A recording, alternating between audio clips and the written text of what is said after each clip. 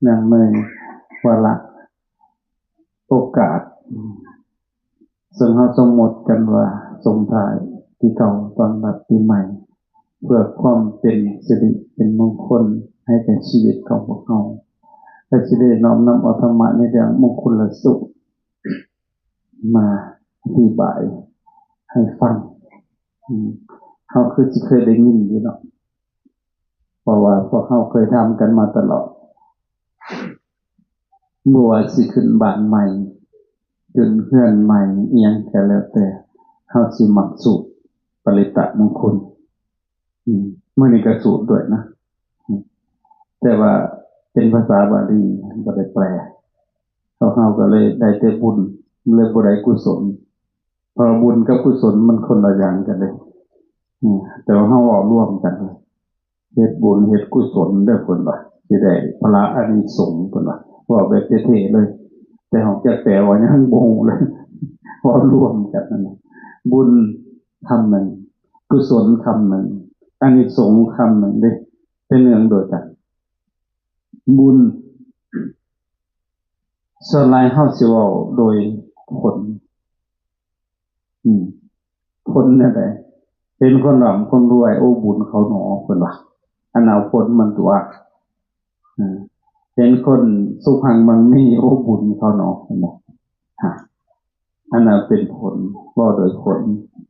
ฉะนั้นบุญนี่เว้าโดยเหตุมันจะนำไปสู่ผล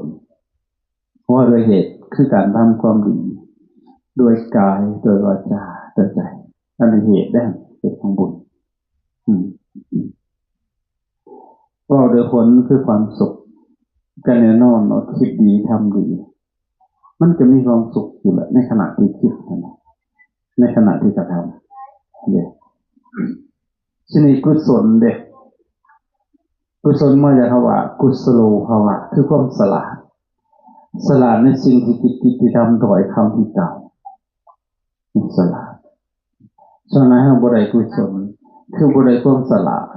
บ่เข้าใจแม้แต่สิ่งที่เจ้าของบอกออกไปมันสิสละได้จะได้ล่ะบางทีเฮาเว้าแต่เฮาบ่ได้เข้าใจนะคำเว้าของเฮาอ่ะนะได้หลายพอเว้าซับไปซับมาอยู่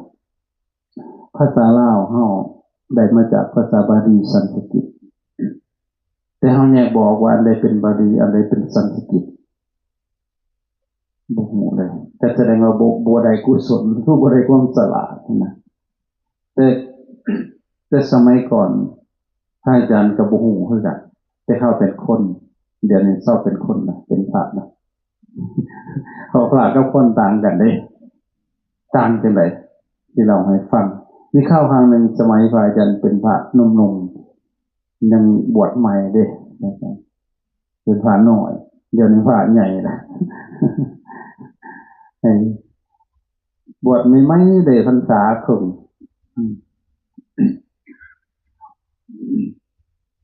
เข้าไปในตลาดที่ไปซื้อเครื่องใส่บางอย่างโยมเปิด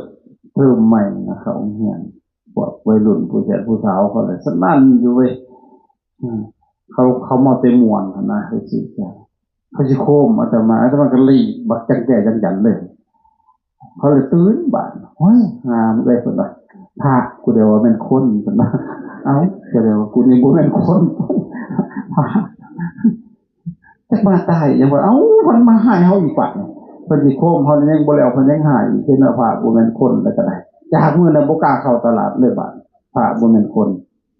ต้องมีหมู่ด้วยถ้าบ่มีเขาสิเอาพระบ่แม่นคนเขาสิหายหัวสมัยก่อน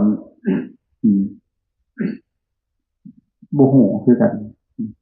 เว้าออกไปเพราะเฮาบ่ได้เรียนภาษาบาลีพอมาบวชมันพอได้ศึกษาโอ้ยเนาะจะหัวเจ้าของเว้าออกไปก็ยังบ่ฮู้เรื่องได้เดี๋ยวนี้คำเว้าเจ้าของหั่นน่ะเอาไปเว้าแบบที่คือได้สลายก็เป็นภาษาบาลีสันสกฤตที่เว้าหั่นน่ะแม้กระทั่งคำขวัญของประเทศเฮานี่นะมันเป็นภาษาบาลีสันสกฤตนะสาธารณรัฐประชาธิปไตยประชาชนลาวสันติภาพเอกภาพ เอกลักษณ์เอกภาพวัฒนธรรมมันเป็นภาษาบาลีสันสกฤตเลยสาธารณะคำนึงหลักอธิปไตยเนี่ยมาติดต่อเข้ากันบวกเข้ากันสาธารณะก็คือเขาเป็นภาษาบ้านเฮาก็คือทั่วไปของทั่วไปนะครับเดี๋ยวบ้านนี้หลักสัทธาธรรมแต่ว่าแดนแก่นแผ่นดินแบบอธิปไตยเป็นความเป็นใหญ่เห็นบอกพอมาเว้าร่วมกันแต่เป็นภาษาบ้านเฮาโดยสมคำเรียนรู้แต่คนลาวมีความเป็นใหญ่ในพื้นแผ่นดินลาวนะถ้าก็เอาแบบเท่ๆเลยจะบ่ฮู้เรื่องอะไรหลายอย่างอยู่แต่ถ้าเขาเข้าใจเพราะนั้นได้กุศลเพราะฉะนั้นมันจะให้ทั้งบุญและก็ได้ทั้งกุศลได้ทั้งอานิสงส์เอาอานิสงส์แปลว่าอย่างอานิสงส์อานิสงส์แปลว่าประโยชน์จากการกระทำที่สละนะครับเห็นไหมอันนี้เขาหลายอย่างรวมทั้งศิลวัตด้วยนะคือสิมันศิลวัตมาทางหนานี่เนาะมันเรียกกับโบหูคือกันเลยอาสวะถามว่าศิลวัตกับสารวัตตัวได้ถือว่าห่วยจะศิลวัตแล้วเปิดว่าบอกได้จริงๆเลยสารวัตนั่นแหละเอาอันนั้นมันทหารเอาทหารเอาคำเข้าไปว่าเว้ยสาระแต่ว่าแกนสารเขาจะบอกผู้เป็นแกนสารเนี่ยวัดมันเป็นภาษาบาลีตัวนะสาระบัดนี้ศิริวัตรดิศิริก็ได้ศิริแปลว่าความงามผู้ทำให้วัดบ้าอารามงามท่านบ่ฮู้แล้วจะเป็นกวนวัดได้บัดผู้เห็นในวัดสมองเขาจะบอกเพราะฉะนั้นต้องเข้าใจนี่แหละเข้าใจในหน้าที่เฮาเฮาจึงเฮ็ดสินะจ๊ะนี่แหละเพราะฉะนั้นให้ได้ทั้งบุญได้ทั้งกุศลได้ทั้งอานิสงส์ไปพร้อมๆกันที่นี่มงคลมาเจาะเรื่องมงคลเนาะให้มันชัดเจนให้มันเป็นปริทัศน์เลยปริทัศน์คืออย่างปริแปลว่าห้องทัศนะแต่มองให้เห็นหอบทุกมุมบ่แม่นเอาแต่สื่อมันส่วนหลายหั่นเฮาเฮ็ดกันผ่านมาได้แต่สื่อมันคือสื่อคนนี่แล้วก็เอาแต่สื่อมันน่ะนะท่านอยากได้ชื่อคักๆก็นั่งรวยสักหน่อยเจ้าทุกข์เกือบตายจะเอาชื่อมันไว้ก่อนนะให้มันบอกนั่งรวยสักหน่อยเห็นบ่หรือว่าบุญล้นสักหน่อยเห็นบ่บุญล่ำบุญเหลือบุญหลาบุญบ่มีบ่เอาอันนั้นคือเอาชื่อมันไว้ก่อนนั่นจ้ะที่นี่พอเห็นมงคลก็คือกันพอเฮาสิเล่นชื่อก่อนเลยเอาชื่อเป็นสิริมงคลเพิ่นว่าจังได๋เอาชื่อก่อนอาตมาเคยถามมักสอผู้เฒ่าแต่ว่าจริงๆแล้วเฮาก็หาเหตุนั่นแหละแถวบ้านอาตมาพุ่นดอกท่านนี่คือกันบอกท่านในพามงคลนะเขาเจ้าเอาขันบักงามๆได้แต่ก็ในขันเพิ่นหันมันมีน้ำแบบนี่ใบคูนอีกใบย่อขี้มินหมักตุ่มปอยใบขามจักอีหยังว่ามันหันอย่าซุ่มเลยอยู่หันน่ะจะถามเนาะจะใส่เห็นยังนี่คนใหญ่อีหยังมันใบขามโอ้ยไอ้คนกินคนขามเพิ่นว่าสิเด้หัวก็บ่ของไว้แล้วก็ตอบได้ใส่เห็นยังอันใบคูนให้มันขามมันคูนเนาะใส่เห็นยังขี้มินขึ้นให้มันขึ้นยงๆขึ้นนะใส่เห็นยังใบย่อให้มันย่อยิงๆเราหัวถามยังเราบ่ของจักแนวเว้ยอาตมาก็เลยถามขึ้นหัวเป็นยังคือบ่เขียนเอารถอาตมามันสิบ่ง่ายกว่าสิไปหาหลายแนวบอกไปเลยว่าเราก็อึ้งเด้เพราะมันสะดุดใจเราคันสิเอาแต่ชื่อมันเขียนเอาสิง่ายกว่าอาตมาว่าหรือว่าสิเอามาปลูกออมเฮือนเลยก็เราก็ถ้าปัดได้หายได้เสียห้าปัดมัก แทงใจเราเนี่ยนะห่วยท่านจะได้ซื้อมันซื้อมันก็บ่ยากแล้วก็เลยว่ารถอีห่างก็รถเศรษฐีจะตกเฮือนนั้นห่างเฮือนเศรษฐีอยู่แล้วรวยจะตกท่านจะเอาได้ซื้อหั่นนะหัวน้องๆกับเมียเศรษฐีห่วยเราก็เราก็ได้ข้อคิดเด้แสดงว่าเฮาเอาได้ซื้อมันซื่อๆไว้ก่อนหั่นนะแต่มงคลตัวจริงเฮาบ่ได้เพราะบ่ค่อยได้เฮามงคลคือหยังล่ะสิริมงคลคือหยังให้ว่ามงคลคือเหตุที่นำมาซึ่งความเจริญนะเห็นป่ะสิ่งที่นำมาเพื่อความเจริญหมายถึงชีวิตของเฮาเนี่ยนะมันสิเจริญนะเฮาเจ็ดนั่นแหละนะเพราะว่ามันเป็นคำสอนที่พระสงฆ์เพิ่นเอามาสูตรเนี่ยเป็นคำสอนเด้แต่ว่าเฮาเอาแต่สิ่งที่ภายนอกเอาแต่สิ่งมันนั่นน่ะแต่แสดงว่าเฮาเข้าบ่ถึงมงคลแม่นบ่ล่ะคำสอนทั้งเบิดเลยบางคำที่บรรจุจะเป็นคำอนุโมทนานะจะหลายตัวมงคลแท้ๆเป็นคำสอนทั้งเบิดเลยแต่ว่าครูบาอาจารย์เพิ่นเอามาลอยลัดเข้ากันมาสุมงคลเนี่ยมีทั้งมงคลภายในและกับมงคลภายนอกมงคลภายนอกได้แก่วิธีมงคลหรือว่าวัตถุมงคลมงคลภายในได้แก่ธรรมะมงคลมงคลภายนอกเอามงคลภายนอกก่อนเนาะส่วนไหนเฮามักเอามงคลภายนอกเนาะที่แหละเริ่มตั้งแต่พิธีเอาพิธีก่อนสิบุกเฮือนจะต้องหามือได้เนาะนั่นบอกเทวานาตมาแล้วแทนจักสิเป็นจังได๋คือกันบ่ฮู้ต้องหามือเด้หามือดีนะหาก็ไปหานำเจ้าที่เจ้าจานหั่นแล้วเฒ่าทุ่มมื้อนี้ก็เอาคือว่าแล้วผิดก็ผิดจังซั่นจานปานใดหายเสียงหน่อยสักเขาเบื่อเว้ยหามือดีเพิ่นนั่นแล้วบางเทื่อบ่ได้ตำราภูมิศาสตร์มันมาไหลแล้วเขาจุกเขาพอเซาแสกจะในเหตุเกิดอาเพศเคาะลุมชุมละสีมื้อนี้วันภูมื้อนี้วันจมบ่ดอกมันสิจมสิฮู้มันสิใส่ของเว้าเองเว้ยฝนบ่ตกมันก็ฮู้นี่นะเพิ่นของลายมักใหม่นั่นแหละโอ้มื้อนี้แหละมื้อนี้ดีงามเพิ่นว่าจังได๋กับผู้เพื่อนมื้อดีเพิ่นหั่นแล้วบาดมือดีบาดทุกเฮือนเสาเดียวได้บาดเนี่ยเสาเอกผัดไหวเนี่ยเอาเอกแปลว่า1เนาะเอกแปลว่า1ให้เสาเอกนั่นน่ะซ้ำบ่นำบัดคือคนบ่เต็มบาทนี่เด้เพิ่นเอาไส้ไปมัดแต่ในกกเสาปลาที่บาทสิบ่สิขึ้นไปถึงไส้อยู่กกเสาไส้เข้าไปใส่อยู่หนองวูนถ้าเพศคือคนบ่เต็มบาทอีกบาดซ้ำบ่นำบางคนเอาใส่ในหน้ารถแห้งบ้าตื้มบาดป่าที่บ่าจะไปถือไส้ก็อยู่หน้ารถพุทธเพิ่นว่าไส้โศกไส้เอ้า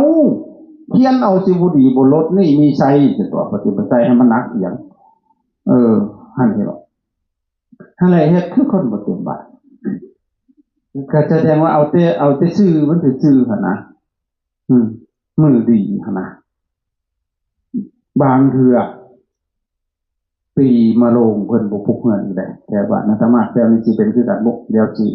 บอกให้ฟังให้มันแจกให้เช่าบาทจะบ่ได้บาทก็ได้มีนายนึงเราคนผู้ไทยนะโอ้ยมันปลูกไม่ได้เราปีมาลงแล้วมันเกี่ยวนั้นกับลงกับโชคกันเลยว่ามันขลำเพิ่นว่าปีมาลงเพิ่นว่าคนผู้ไทยเด้มันเป็นหยังสิปลูกบ่ได้อาตมาว่ามันบ่ได้แล้วมันบ่ดีแล้วว่าปีมาลงอาตมาก็ตีกับกระแทกเต็มๆเลยปีมะโรงมีคนเกิดบ่เอ้าเรียกว่าหนากันเว้ยคันมันบ่ดีใหญ่หัวมันเกิดที่เลยมันสิบ่ดีหั่นน่ะห้ามนอนนํกันปีมะโรงมันสิเกิดลูกถ้านอนนํกันพัดเอากันอยู่ได้ปีมะโรงมาเสียงก็ได้แม่นแล้วนั่นแหละตัดไฟแต่ต้นลมเลยอย่าให้หัวมันเกิดเลยปีมะโรงมันสิบ่ดีอาตมาว่ามันสิเป็นหยังปลูกเฮือน มันเห็นกลัวปุ๊กเงื่อนตัวมันเกิดมานะก็เลยว่าปากบ่ได้ตอบห้าบ่ได้ได้บาทเนี่ยค่ะเอ้าอาตมาว่าเมื่อนี้เป็นมื้อดีของเฮาเนี่ยมื้อนี้นะเวลานี้ด้วยนะอีกพวกนึงกำลังเต้นอยู่หั่นบัดหรือว่าพวกนึงกำลังไปปุ้นหั่นนะมื้อเดียวเวลาเดียวกันนี่นะมันสิดีเท่ากันเบิดอยู่บ่ฮู้จ้างนิดแม่แต่ว่าพวกเฮานี่เลยดีนี่นั่งใจหมอยอยู่ฟังธรรมนี่พวกไปปุ้นนี่บ่ดีมื้อนี้นะเข้าใจบ่มื้อใดก็บ่ดีเวลาใดก็บ่ดีมันบ่เกี่ยวกับเวลาเลยมันเกี่ยวกับการกระทำแม่นอยู่บ่น่ะคิดดีเวลาใดมันก็ดีเวลานั้นแหละคิดดีกลางคืนมันก็ดีกลางคืนแต่คิดชั่วเวลาใดก็ชั่วเวลานั้นแหละบ่เลือกการเวลาเลยอ้าวอันนี้คือพุทธะผู้เจ้าคนสอนให้เราสละแต่พวกเฮาสิ่งไปโง่เองแม่นบ่เพิ่นสอนให้สละกระโดดผู้เจ้าหั่นนะอาจารย์ว่ามากที่สุดเลยถ้าสิย้อนหลังทำลายพระพุทธเจ้าเพิ่นสอนนะเพิ่นปฏิรูปปฏิรูปคือหยังปฏิรูปคือเปลี่ยนวิธีทำให้มันเหมาะสมหลังจากนั้นเพิ่นก็ปฏิวัติมาปฏิวัติคือหยังหักล้างเลยปฏิวัติหลังจากนั้นเพิ่นก็บัญญัติเอาสิย้อนหลังให้ฟังเพราะว่าการกระทำต่างๆแต่ก่อนนะความเสื่อของคนมันมีมาก่อนพระพุทธเจ้าเฮาเกิดแต่ก่อนบ่มีพุทธศาสนาชนทั้งหลายนี่คือถือผีถือพระเจ้าแต่ก่อนเด้อันพระเจ้าก็เขาเจ้าแต่งตั้งเอาดอกเกิดจากคนเฮานี่แหละมันมีความกลัวอยู่ซื่อๆได้ยินเสียงฝาแตกลงหูมันต้องมีพระเจ้าเพิ่นว่ามันบ่มีแนวสิเว้าเด้พอมันตันแล้วมองทะลุไปบ่ได้มันก็เลยคิดว่ามีพระเจ้าอยู่เบื้องหลังไปในถ้ำบัดได้ยินเสียงมันก้องมันก็ต้องมีพระเจ้าแม่อยู่ในหันบัดเอาไปก็ต้องเชื่อพวกใหญ่ๆก็ต้องมีพระเจ้ามีหยังมีเจ้าอยู่หันหนาว่าซั่นต่อไปเกิดอาเพศเหตุภัยต่างๆคิดว่าเป็นฝีมือของพระเจ้าอยู่เบื้องหลังในที่สุดคนก็เลยเกิดศาสนาขึ้นเป็นศาสนาที่ว่าพหุเทวนิยมพหุแปลว่ามากเทวนิยมเชื่อเทพเชื่อพระเจ้าหลายคนมันก็หลายพระเจ้าที่เหลือบันเต็มไปเบิดเลยในโลกอ่ะข่อยก็ว่าพระเจ้าข่อยดีเพิ่นน่ะพระเจ้ามาตีกันบาดเนี่ยคนนี่แล้วเอาพระเจ้ามาตีกันในสุดพระเจ้าก็เลยบันทอนลงหน่อยลงบาดเนี่ยเอาแต่พระเจ้าเจ๋งๆมาจนไปผู้ใดมีวาทะผู้ใดมีอำนาจอิทธิพลคนนั้นก็มีพระเจ้าเก่งพอเพิ่นตั้งเอาเองเข้าใจบ่ในที่สุดกับพระเจ้าก็หน่อยลงกลายเป็นเอกเทวนิยมนี่มีศาสนาพระเจ้าหน่อยลงได้บาดแต่ว่ามันสิร่วมกันพระเจ้าเวลาหั่นมันใส่บ่ได้มันเสือมั่วว่าซั่นไปน้ำกกใหม่กกตอกก็มีบาดนี่ก็เลยหน่อยลงกลายเป็นศาสนาพระเจ้าคำสอนแบบดอกหมาแบบสำเร็จรูปเลยห้ามใส่ปัญญาพระเจ้าว่าดีก็ดี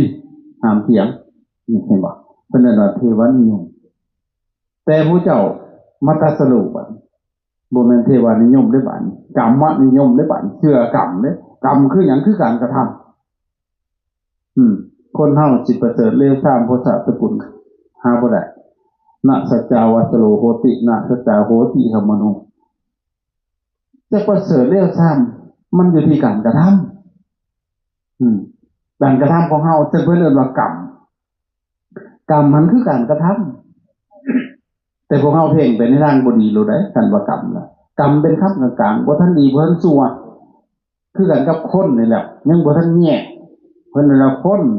สันนังทำลาบนี่ยังบ่ทันแยกเอิ้นว่าคนเขาแยกได้บัดแยกเป็นเพศเพิ่นเอิ้นว่าลิงถ้าผู้ชายเพิ่นเอิ้นว่าไอ้ปุงลิงถ้าผู้หญิงเพิ่นเอิ้นว่าอิทธิลิงมีเพศหนึ่งณปุงสกลิงบ้านบ่มีเพศว่าอันนี้คือแยก กรรมก็เช่นกันถ้ากรรมนี้เป็นกุศลกรรมถ้าเหตุดีถ้าเหตุบ่ดีเป็นอกุศลกรรมคือแยกเลยพระเจ้า ในสุศาสนาพระเจ้าก็เลยบันทอนลงเดือนหน่อยลงเป็นเอกะถือว่านิยมถ้าจะกระเสือพระเจ้าคิดว่าพระเจ้าอยู่เบื้องหลังทุกอย่างขนาดในการพระเจ้าก็ไม่ใช่องค์เดียวพระเจ้าคนใดผู้อื่นเป็นบ่ได้หามเถียงหามสงสัยในพระเจ้าเพราะพระเจ้าเป็นผู้ศักดิ์สิทธิ์เป็นผู้วิเศษว่าซั่นต่อไปเกิดมาจากใช้บูหูแล้วบ่ต้องคิดเรื่องวิสัยของพระเจ้าก่อนว่าจะเป็นบัดนี้คนอื่นเป็นพระเจ้าบ่ได้มีพระเจ้าองค์เดียวบ่ตายบ่เกิดพระว่าจะได้พระเจ้าซอยดีๆเร็วๆพระเจ้าซอยให้ก็ได้มีเชื่อพังพระเจ้าไถ่บาปไปสู่สวรรค์นิรันดร์เพิ่นว่าจะได้จักวิสัยแล้วแต่ของสวรรค์นิรันดร์พระเจ้านั่นแหละให้ก็ได้ที่ว่าบ่เชื่อพระเจ้าเฮ็ดดีมันได้ก็ซั่นพระเจ้าลงโทษตกนรกพัดว่าจะได้บัดเอามึงดูมันบ่แฟร์ที่ละบาดเนาะบัดพระพุทธเจ้าเพิ่นบ่สอนแนวนั้นเด้พระเจ้าเพิ่นสอนศาสนาใดก็ตามไผก็ตามมนุษย์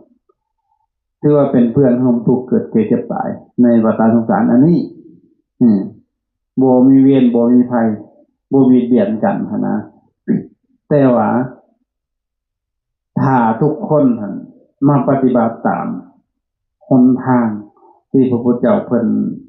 วางไว้ในอริยมรรคมีองค์8นั่นนะบุคคลนั้นสิได้ความบริสุทธิ์เสมอกันสามารถไปสู่ความสิ้นทุกข์ได้บ่เลือกศาสนาเลยเห็นบ่เพิ่นบ่จำกัดเลยว่านี่ไผก็ได้ ที่ปรารถนาอยากเป็นพระสัมมาสัมพุทธเจ้าเป็นได้แต่ว่าต้องปฏิบัติคุณสมบัติของพระผู้มีพระภาคเจ้าให้ได้คือบารมี10ต้องสร้างให้สมบูรณ์จักศาสตร์จะโกครับแล้วแต่จนสมบูรณ์บารมี10ครับอันนั้นคือเป็นพุทธะได้บ่เลือกศาสนาใดนี่คือมันแฟร์ที่สุดเป็นสากลที่สุดเขาจะบอกคำสอนของพระผู้มีพระภาคเจ้าบ่ได้ผูกขาดกับเพิ่นคนเดียวอันนี้ซึ่งนี่มาเบิ่งเพิ่นปฏิรูปหลังจากเพิ่นตรัสรู้แล้วมันดังกระเดื่องเบิดเลยในสุพุทธวีนะลัทธิแต่ละอย่างนะที่เขาเคยบูชาไฟบูชาเทวดาบูชาเจ้าแม่คงคาเจ้าแม่อัคนีหยังก็แล้วแต่ซากันกระเดื่องเบิดเลยสุพุทธวีบางพวกก็ว่าพระสมณโคดมเพิ่นบ่ได้ให้อาบน้ำล้างบาปได้ว่าจังซี่พัดพวกพราหมณ์เขาบ่อาบน้ำล้างบาปได้ผู้ใดเคยไปอินเดียเห็นพวกแขกก่อนสิลงไปน้ำมันสิเอามือกรอกเอาน้ำกินซะก่อนแล้วใส่หัวแต่ว่าในน้ำมันมีแต่ศพลอยอยู่โดยเฉพาะอยู่ในที่เมืองพระราณสีตามทาน้ำกองไฟสิบ่เคยหมดเลยเพราะว่าเขาเชื่อว่าน้ำแม่น้ำคงคาเป็นแม่น้ำศักดิ์สิทธิ์ผู้ใดได้อาบได้กินไปสวรรค์หลังตายคนไข้อยู่แต่ละหลักเศรษฐีเขาป่วยเนี่ยเขาใส่เครื่องบินเอามาเซาโรงแรมอยู่หันโลกพอตายปึ๊บเขาก็ลงไปหันลงไปแล้วเอาไปจุ่มน้ำหันแล้วก็เอามาเผาเขาคือเราได้ไปสวรรค์เผากับบ่ได้เผาคือเฮาดอกเผาเพราะมันไหม้กูดๆหน่อยนึงแล้วก็เคลียร์เอาลงน้ำเลยพอสิเปลืองฟืนมันแห้งเอาผ้าดำผ้าขาวห่อแล้วก็ห้ามอ้อมกองไฟนั่นแหละว่าตามลำมรดาสุดยาเอาจุ่มน้ำประชาชนคนเฮาสิบ่ตายแต่ฝรั่งก็ยังตายมันเผาที่เราไปสวรรค์กองไฟบ่เคยหมดในหันทาน้ำเขาเชื่อกันนั่นสั่นเลยแขกบ้านนี้มันมี2เสี่ยวภาลทวาสวาเจทะมันไปอาบน้ำยามเจ้า อาบน้ำล้างบาปมันทำบาปกลางคืนมันคิดว่ามันต้องไปอาบตอนเช้าหนาวสั่นงอนๆเนี่ยอาบคู่มือพระพุทธเจ้าเพิ่นสิไปโปรดสองเกี่ยวคนนึงเพิ่นไปประทับนั่งอยู่ใกล้ๆกับพระนำหมอไอ้พระราชวสาวหมอมึงเชื่ออยู่บ่ว่าน้ำศักดิ์สิทธิ์ห้วยว่าสิถามมึงเชื่อได้พ่อแม่พาเชื่อก็ต้องเชื่ออะไรไปประจันมึงอย่าว่าได้บาปได้ประจันหมอนะว่าบ้ากูสงสัยมึงจะสงสัยได้บาปได้หมอกูอาบเมื่อวานกูเจ็บท้องมันว่าบ่เท่าเลยมื้อนี้กูเจ็บปากมันว่ากูบ่อาบดังหัวหมอนี่จะฆ่าเลยหมอนี่เชื่อแห้งเข่งในศาสนาเด้หมอนี่ก็เริ่มสงสัยนะมึงจะเถียงกันมันสิผิดกันเลยไปถามสมณะโคดมเองได้เพิ่นก็เลยไปถามพระพุทธเจ้าว่าสมณะโคดมแม่น้ำคงคาเนี่ยมันศักดิ์สิทธิ์บ่จังว่าได้มันพวกเจ้าไปอาบว่าบ่อาบเลยในชั้นงอดๆอยู่ในน้ำพระเจ้าถามกลับนี่แหละคือปฏิรูปแหละคือเปลี่ยนวิธีทำให้ถามกลับเลยว่าอยู่ในแม่น้ำคงคานี่บ่เต่าหอยปูป่ากุ้งจิ้วนี่บ่ได้อึดมันบ่ไปสวรรค์เด้อบ่คันมันจักจิตพอมันแช่อยู่หั่นตลอดเจ้าหาก็ไปอาบเนี่ยนะพวกนั้นก็เลยสวดแม่นได้หนอจะได้พระเจ้ากระเทศเลยเท่ากับน้ำล้างบาปแต่ว่าน้ำของเฮาตถาคตน้ำนี่บ่เปียกเด้เห็นป่ะอาบแล้วก็บ่เปียกผมก็บ่เปียกเสื้อผ้าก็บ่เปียกบาปตกด้วยบาปเปียกหอยอาบทีนี้มันจังสิบ่เปียกเพิ่นว่าสมาทานศีลเลยนี่คือพวกเฮามาสมาทานศีลมันสิบาปได้จังได๋ล่ะบัดแม่นอยู่บ่พ่อใหญ่ศีลหาขอนั่งตกหมอกสิบ่ได้เฮ็ดอีจังนี่หรือคิดสิรักเกิดเพิ่นอยู่บ่นั่นบาปบ่มีนะเกลี้ยงเลยบ่เปียกเลยแม่นแต่ว่านี่แหละอาบเป็นวิธีนี่แหละคือสมาทานศีลเลยส่วงเลยสองเกี่ยวในชุดได้บวชใช่มั้ยเขาจะโหดเอานะง่ายๆเลยเพิ่นเปลี่ยนวิธีทำให้เลยเช้าอันนี้พวกเฮาก็บางบ่อนโหดน้ำมนต์ได้บ่อาตมาก็อยู่ว่าอาตมาเป็นคนจะหลอกจะแหลกได้มันมักถามหั่นนะแต่เป็นคนบ่ดอกเพิ่นมักสอบมักถามหาพอเฮาจะฮู้แล้วบ่แม่นว่าสิสอได้ปัดค่าเฮาบ่จักหายได้บาดนี้หั่นนะไปเห็นเนาะตอนบวชเข้ามาเอาไล่ขึ้นทำไรจังหน่อยบวชเข้ามาแล้วผู้นั้นก็สนับสนุนให้ไปเฮียนนั่นเฮียนนี่ผู้นึงว่าโอ้ไปเฮียนนำหลวงปู่นั่นเดี๋ยวเลขปั่นจากบ้านมันแม่นบ่เจ้าของก็งงเลยรวยได้บ่เนาะผู้นึงบ่รับไปเฮียนนำยาปูนั่นเด้อสูตรรดน้ำว่าจังได๋โหมีอาชีพได้เพิ่นรวยก็เอาผู้นึงบ่ไปเฮียนจักสิไปทางไหนเฮาก็บ่ฮู้เลยผู้เฮาบวชนี่นะก็ไปเบิ่งหลวงปู่น่ะแล้วตายแล้วล่ะแล้วสูตรรดน้ำโอ้เราเอาอะไรดีๆก็คือความเราได้สีน้ำอันนี้แล้วว่ะสีน้ำอันนี้ไหลแม่น้ำคงคาแล้วว่ะไหลมาจากปากหัวอุสุภราตัวกาไหลมาจากปากมาอาสนัยบ่ได้บกเป็นหาดบ่ได้ขาดเป็นบังสะพัดกำลังเป็นยุคเก่าแล้วว่ะปัจจุบันได้สีนำอันนี้แหละแม่นำสักสีโทษไปห้างอะไรผัวแต่แม่นำอันนี้แล้วโทษคนตาบอดให้ตาดีจะแม่นำอันนี้เบิ้งผู้ละโหดตาลิ้วครั้งหนึ่งเท่านี้มันดีอยู่ว่าน้ำผัดน้ำไม่ออกก็ถือว่าเองบัดตักมาได้เงินแล้วคู่กับตัวปะเนาะเด็กได้ขน้อยปะมันจังไหนวะเจ้าของกระเบิ้งอยู่ได้เดี๋ยวนะเอาเร็วว่ะประตูยังคู่กับตัวไม่ออกโอ้มันโบแมนตี้กันเลยวะนั่นน่ะเท่าเลยเหตุกันสี่กันเท่ากับมันก็ค่าใจเนาะเพราะเฮามันเป็นคนมักเหตุผลเด้ค่าใจโจนที่เฮาได้มาศึกษามันบ่แม่นตัวนี้ขนาดมันเลี้ยงใจซื่อๆเฮ็ดให้คนดีใจซื่อๆหั่นนะคล้ายๆเด็กน้อยไปเตะต่อว่าคุกหนูหั่นเด้มันก็เลยว่าหนูสิมีนิ้วตายมันยังเฮากี่ตัวคือมันก็พอมีแห้งบ่หายนะแต่เอาปีนจนแตกแต่มันเท่าเจ็บมันถึงงัวอันนี้คือกันเลยมันสิงอได้นั่นน่ะก็เลยคิดต่างหมู่ นี่ก็เลยว่ามันสวดไปคันหน่อยๆมันรักชิดอีนี้บ้าไปสวดไปแทงน้ำประปาจะได้เมืองเปิดกอกได้เห็นมันดีรู้สึกบุดีกว่าที่ผัดติดตางมูได้เจ้าของมันแม่นเนาะถ้าสิสวดนั่นคันหน่อยๆนะมันสิจักชิดหน่อยว่าจังได๋เอามันคันยังไงเลยหรือว่าไปสวดอยู่เทิงแม่น้ำของพุ่นเอาเทียนจูดมันเบิดเลยให้มันไหลลงมาดีเบิดคิดไปจังซั่นแล้วบาดคิดกลับกันเลยมันก็เลยส่วงจะได้บาดผู้ที่คิดเด็ดจ่อๆนะเฮาคิดความไปแล้วก็จะบอกนะนั่นมันบ่ดีนำสิ่งพวกนี้นะไอ้พระพุทธเจ้าเพิ่นไปโปรดแต่ละอย่างมันจะเห็นแต่มันไปเห็นพวกนึงบูชาไฟเจ้าแม่อัคคณีนะพระเจ้าประเทศ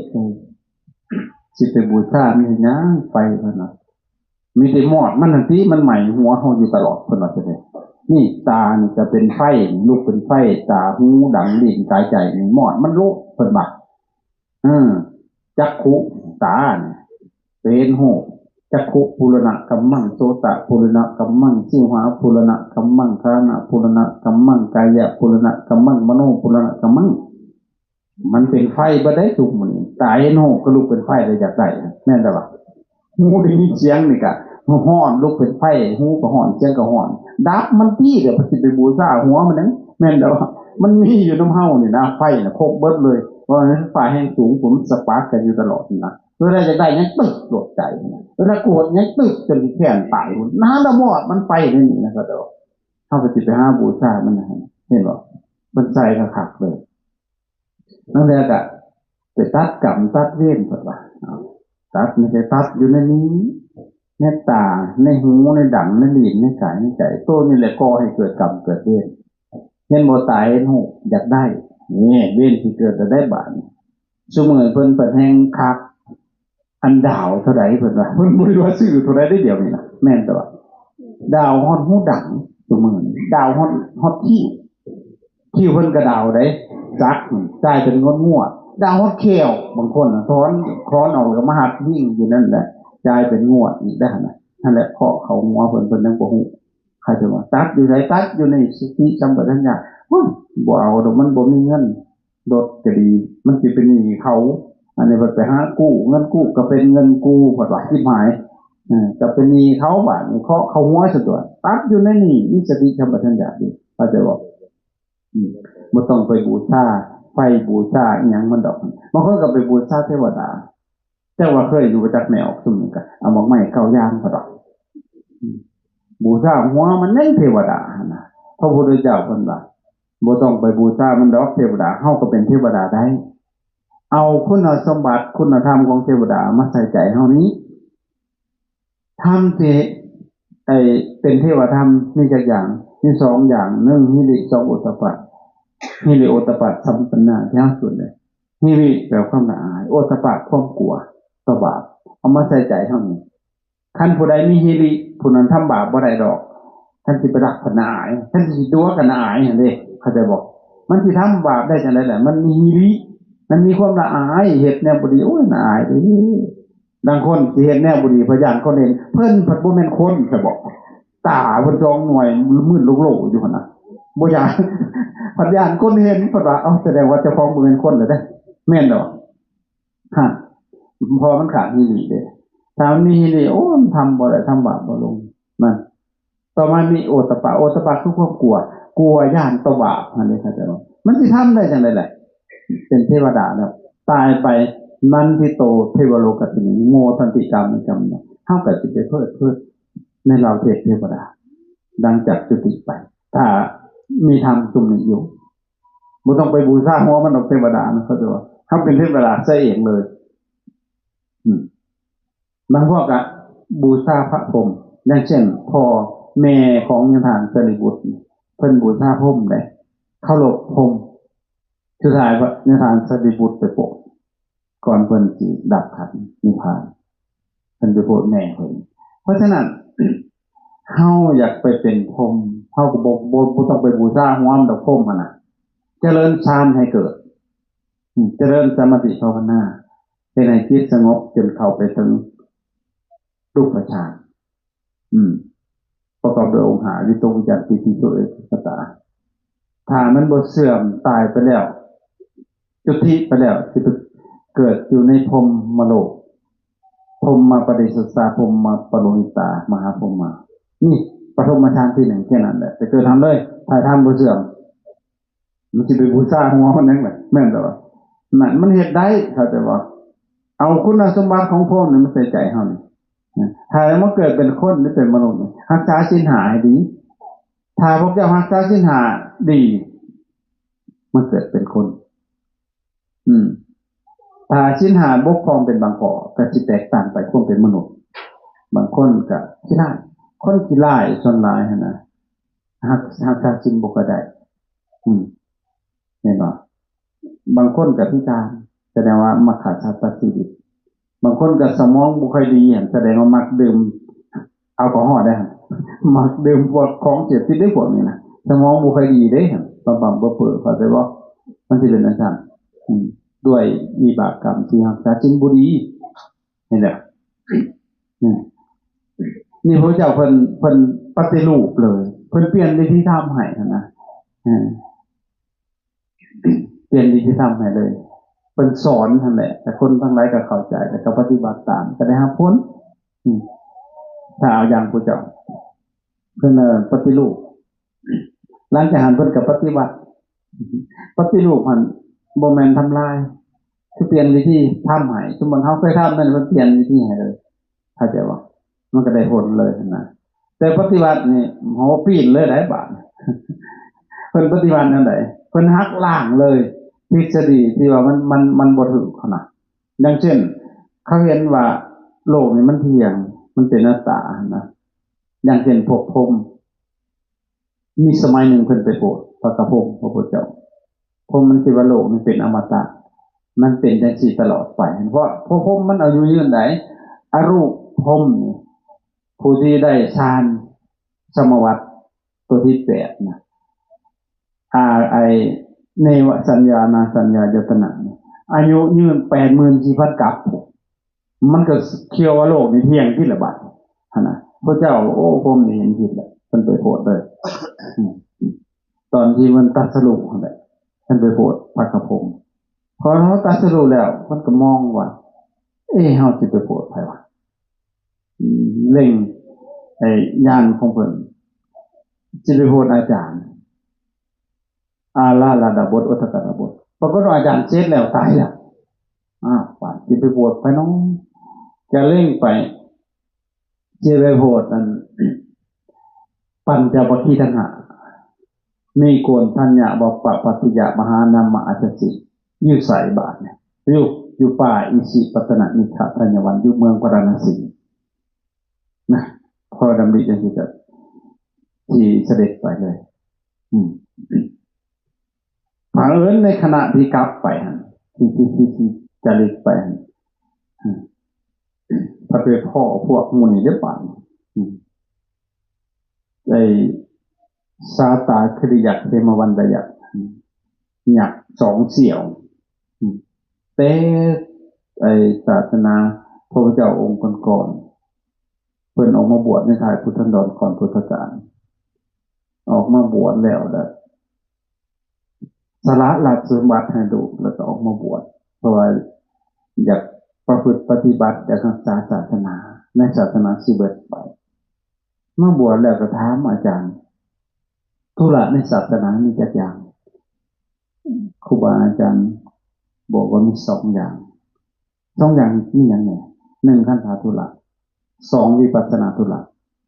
คันธาธุระคือหยังคันธาธุระคือปริยัติคือภาควิชาการปริยัติคือหยังปริยัติ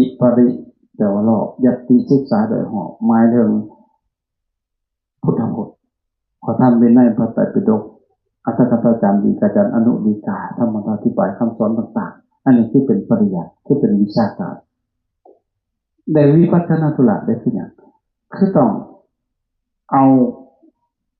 คิดเข้าไปวัดเลยคือปฏิบัติตามเลยตามที่เราศึกษามานะเพิ่นก็มาสำรวมว่าศักยภาพสำเฮาถ้าเฮาสิปฏิบัติให้รู้ผลมันได้ แต่ว่าพุทธศาสนามันสิเบิดแล้วก็เลยส่วนกันมาศึกษาคันธทุระวิชาการพอศึกษามาแล้วบาดมีลูกศิษย์แตกออกเป็นหลายสำนักปรากฏว่าลูกศิษย์ที่กันเองคนหนึ่งมักออกไปปฏิบัติอยู่บ้านคือหลวงพี่คนนี้สิแหละคนหนึ่งปฏิบัติบ้านผู้อยู่บ้านปัญหาเรื่องจะได้บ้านผู้อยู่บ้านบ่จักสอบบ่จักวุ่นวายบ่จักเถียงที่งานเถียงว่าฉันไปเพิ่นอยู่บ้านเพิ่นเปิดประจกสอข้อได้ส่วนหลายหั่นน่ะเพราะบ้านเฮาไปเรียกหาเรียกแกงหั่นน่ะคนผิดส่วนหลายอยากประจกดอกอยากหาเรื่องเพิ่นอยากเพิ่นอยากถือเองต่อมาก็พระป่าเราก็บ่จะสนใจเพิ่นเอาความผิดให้เราจนได้เพิ่นเอาค่าจ้างนางวันให้ราชคณะหั่นนะเขาจะว่าบ่บ้านเฮาก็คือไปประจกนั่นแหละไปป่าก็ดอกผู้ใหญ่หูเบาบัดเพิ่นไปเชื่อฟังความข้างเดียวหั่นนะแล้วไปโทษพระที่เพิ่นอยู่ป่าบาปที่ได้ทุกคนบาปแม่ออกก็มีพระก็เป็นหมู่เป็นกลุ่มได้เป็นกองเชียร์ว่าซั่นต่อไปพอเราทุกคนตายแล้วมันจะเกิดเป็นยักษ์บาปได้บาปเพิ่นไปเบียดพระองค์นั่นแหละผู้กองเชียร์ก็เป็นบริวารยักษ์คือกันบาป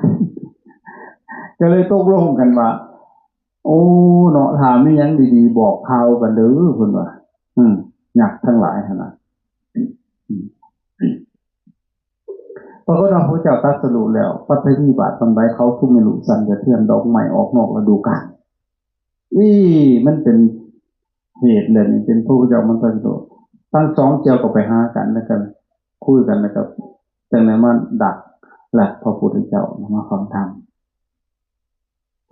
แต่บ่ได้บรรลุเลยเพียงแต่เกิดศรัทธาก็ได้กล่าวกันว่านะโมนะโมนะโมขอตัวที่มาของนะโมให้ฟังสักไทยพาพวกเจ้านะโมพวกนี้แหละก็เลยว่านะโมนะโมนะโมหลังจากนั้นอัศนิสราหูก็ยักเคลื่อนอยู่บ้านเนี่ยอยู่สวรรค์ผู้จัตุมเป็นยักษ์กระเทตัวนี้ยังนำทะเลเรียงหัวเก่าเนี่ยอยากฟังธรรมโอ้ยว่ะสิฟังจังได๋พระพุทธเจ้าพอตัวน้อยๆเพิ่นว่ามันสิบ่ได้แงนเบิ่งเฮาจังสิบ่เพิ่นผิดนะคือสินอนฟังก็บ่เคารพมันผิดมันเป็นทิฏฐิมานะมันเด้ก็อยากฟังจังได๋ก็สิไปพอเพิ่นมาจริงๆพระพุทธเจ้าเนรมิตเลยพอเพิ่นทำลายทิฏฐิของยักษ์เท่านั้นเด้เฮ็ดให้โตเพิ่นน้อยๆพระพุทธเจ้าโตใหญ่กว่าแต่ก็ทำเก่านั่นแหละแต่รีบเด้ยักษ์อัศจรรย์เลยบาดเฮาก็โตใหญ่แล้วพระพุทธเจ้าว่าใหญ่กว่าเฮาว่าจังได๋ในชูพระพุทธเจ้าเลยน้อมเทศเห็นบ่อันที่นั่งฟังเทศนี่พระเจ้านอนเทศโพดยักษ์นี่แหละมันเป็นพลังเข้าใจบ่หมอนี่ก็เลยทราบซึ่งในธรรมก็เลยกล่าวขึ้นว่าตัดสักคนเราจะได้